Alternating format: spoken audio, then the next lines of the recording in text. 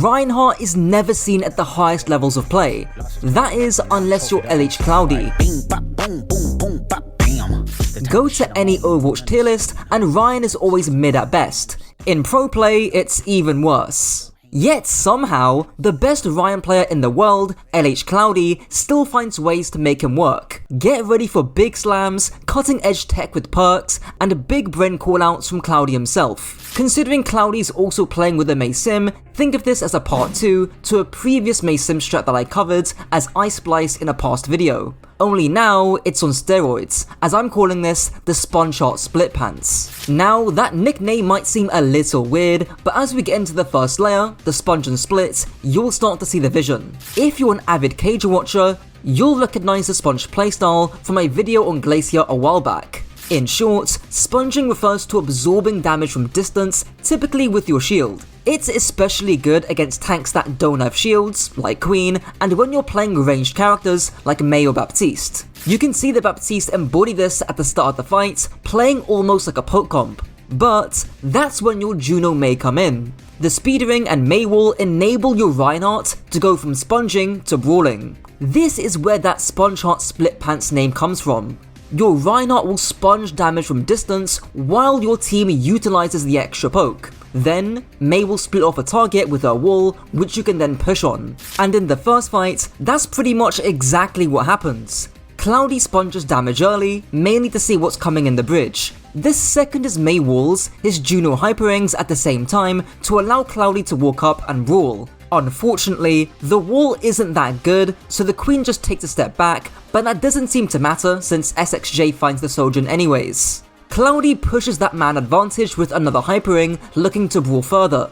However, he switches to sponging damage the second he gets low, even calling for help in the game. I might need a bit of help, I need help. This time though, his Mei gets a really good wall, and like I said at the beginning, because Queen struggles in open space, she just gets melted. However, if you're attentive, you'll realize the Juno is playing split to the rest of her team on her own angle. This might look really confusing, but this leads me onto the second layer of the comp, safe individual value. Simply put, there's 3 reasons why LP is playing split from his team. Firstly, the angle he gains puts more pressure on the choke. The Queen gets crossfired from 3 different directions instead of just 2 thanks to LP's angle. Secondly, who is actually gonna punish him? Everyone on the enemy team is either too slow or they can't dedicate their time to chasing LP. The Pharah can maybe chase her, but bear in mind, Juno can actually pack a punch into Pharah. And thirdly, the Juno is actually safer playing her own angle, which is something that you'll see a bit later. Not to mention, Mei can also play her own angle as well. In the previous Mei Sim video, a lot of Mei's value came from warning off the D.Va or Genji and walking as a unit to beam down the D.Va. But despite the Mei Sim being the same here, a lot of the Mei's value in this context is reliant on hitting your icicles. Multiple times on the defense does SXJ find magic picks, but even when he doesn't, he'll still take on one-on-ones. For instance, here, he walks onto the enemy Pharah, and while he doesn't land the kill, he scares the Pharah away. This allows Cloudy to walk safely without having to worry about his backline being at danger. Of course, Baptiste thrives off individual value too, with Cloudy saying that Bap's job is to solely threaten the Pharah. I mean, our Bap fights the Pharah, our Bap doesn't really have to do anything else. He himself hits a massive 3-man slam to close out the fight, showing that Rein can still carry in the big 2025. However, because his team used 2 ultimates and the enemy team still have all 5, things aren't looking good. But again, this is where that split positioning becomes super strong. Essentially, what Cloudy wants to do here is to force the Queen to ult down main, because then it's not going to hit the Juno or the Mei.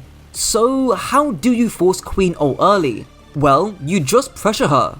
And, as we've seen before, a good Mei wall, hyperring, and a Reinhardt swinging at you is gonna do the trick. This is also called baiting, applying frontline pressure early, just to force an ultimate, then immediately backing up. And Cloudy, being the genius that he is, calls this exact play and it works like a charm. I have so many ults, I think we need to try to bait one ult. Let's walk really aggro and bait one ult and go back. We don't have a choice really.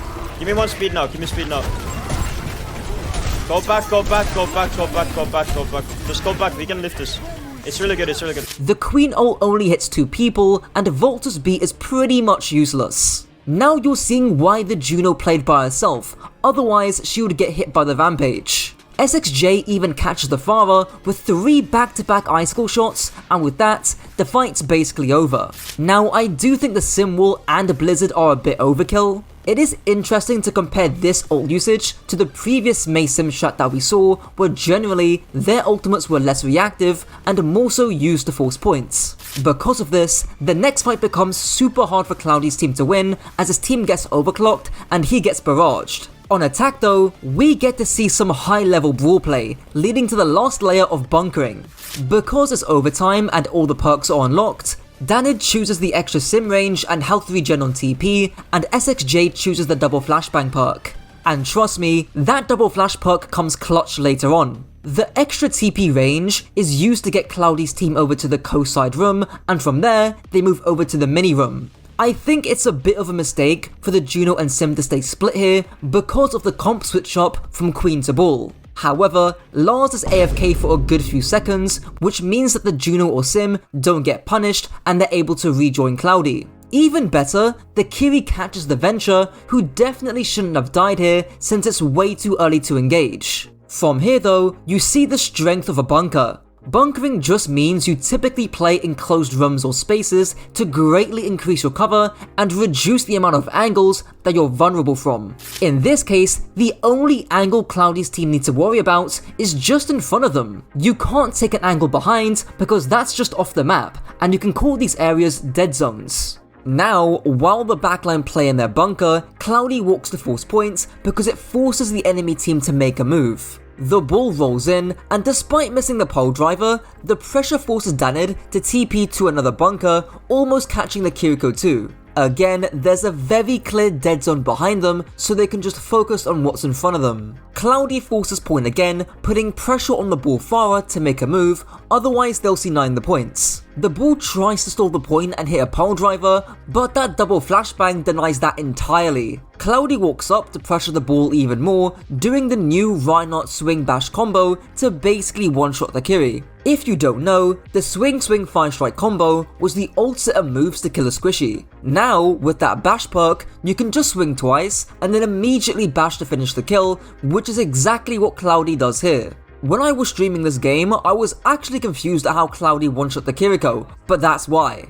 Now, the only threat are the DPS, but thanks to a TP from Danid back into the room, they can avoid that dive pressure once again. For some reason though, Danid TPs back out of the room and dives to the Venture. All that needed to happen was the Sim Juno stay in the room and the Cash just takes the TP. Things get a bit messy, but a Kitsune rush on point closes out the fights. Now, I could break down the rest of their attack and how they managed to get a full cap in overtime, but honestly, a lot of it came down to the impatience of the enemy team. What I think is more interesting is how Cloudy was forced to get off the Rein comp on defense, and actually, for the majority of Eichenwald, he wasn't even playing Rein. If you're a true noticer, you'll know the 2 swaps made were from Queen to Bull and from Sojourn to Venture. I've already talked about why Venture is so good into Sim Mei, mainly because the Venture can zone uncontested with their burrow.